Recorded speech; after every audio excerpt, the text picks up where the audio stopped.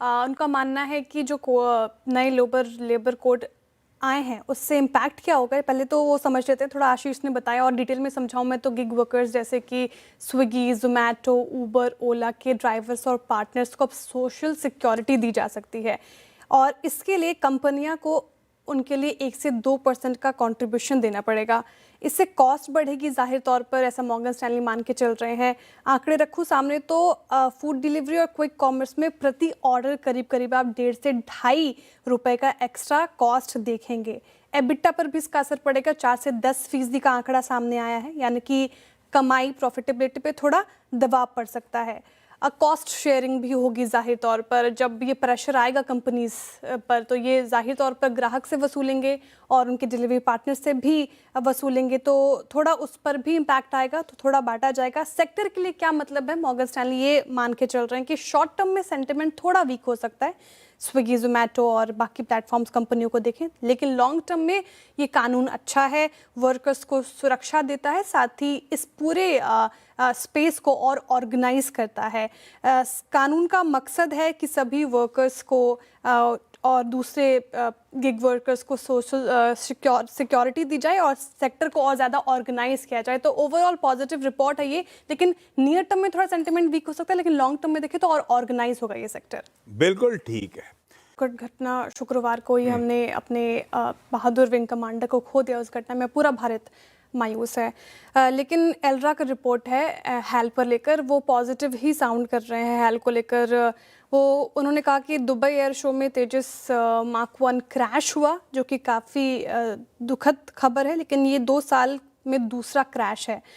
लेकिन दुनिया में फाइटर जेट जो क्रैश हो रहे ग्लोबली अगर आप देखें तो काफ़ी कॉमन हो गए। F-35, F-16 का जिक्र किया है, ये भी क्रैश हुए हैं, इसलिए हैल पर वो कोई बड़ा असर नहीं देख रहे इस घटना के बाद। वो कह रहे हैं कि ऑर्डर या डिलीवरी दोनों पर कोई असर नहीं पड़ेगा। और हालांकि तेजस मार्क 1 के एक्सपोर्ट थोड़ी देर से हो सकते हैं, लेकिन भारत के लिए अभी भी ऑर्डर्स अगर आप देखें तो ठीक ठाक इंटैक्ट हैं, इसलिए बिजनेस पर कोई बड़ा खतरा नहीं है। अच्छा लग रहा है, मॉर्गन स्टैनली की रिपोर्ट है, काफ़ी पॉजिटिव साउंड कर रहे हैं एसबीआई कार्ड को लेकर। और उन्होंने कहा कि फर्स्ट हाफ में जैसे ग्रोथ देखने को मिली थी, सेकंड हाफ में भी वो बरकरार है, तो ठीक ठाक ग्रोथ यहाँ पर देखने को मिल रही है, जो कि अच्छी चीज़ है।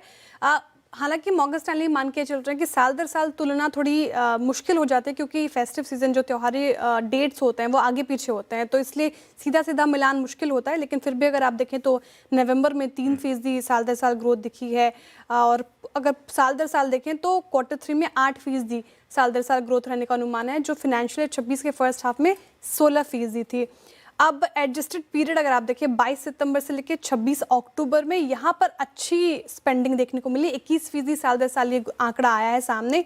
और इसके पीछे कारण समझे तो जीएसटी कट लागू हुआ था, उस वक्त नवरात्रि शुरू हुई थी, ई कॉमर्स प्लेटफॉर्म्स पे काफ़ी अच्छे सेल थे, तो वहाँ पे ये नंबर्स अच्छे आए थे और वही फॉलो होता हुआ नजर आ रहा है, तो ये एक पॉजिटिव ट्रिगर है एसबीआई के लिए। परफेक्ट।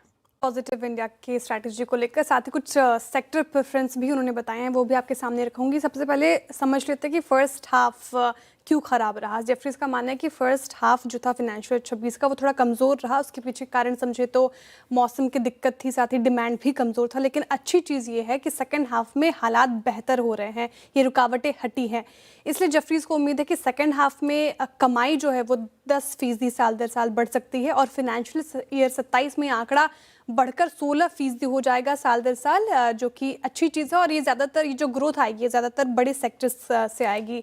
रेवेन्यू की बात करें तो वो भी बढ़ेगा, 13 से 14% की बढ़त यहाँ भी संभव है। मार्जिन में भी 20 बेसिस पॉइंट का सुधार संभव है। 2 सेक्टर जो मॉर्गन स्टैनली को पसंद आ रहे हैं फिलहाल, वो है सीमेंट सेक्टर, यहाँ पर अर्निंग्स 34% की सबसे तेज़ ग्रोथ दिखा सकती है, और दूसरा है टेलीकॉम सेक्टर, यहाँ पे 25% ग्रोथ देने की उम्मीद है। तो ये 2 सेक्टर तो आप अपने रडार पर रखें।